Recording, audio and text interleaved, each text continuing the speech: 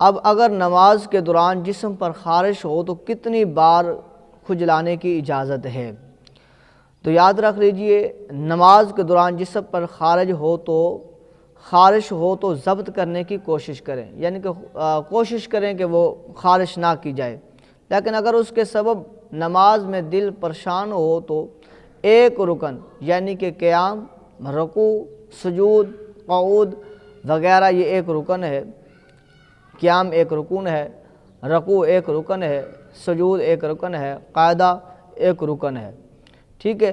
تو ایک قاعدے میں، ایک رکن میں 2 مرتبہ کھجانے کی اجازت ہے۔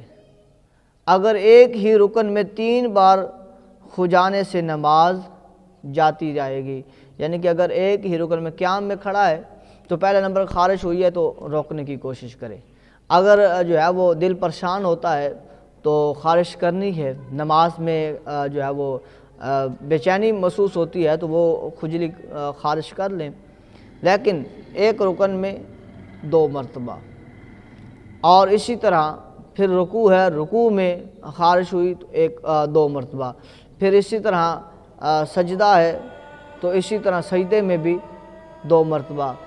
قاعدہ ہے، قاعدے میں بھی 2 مرتبہ۔ اگر 3 مرتبہ کریں گے تو نماز جاتی رہے گی۔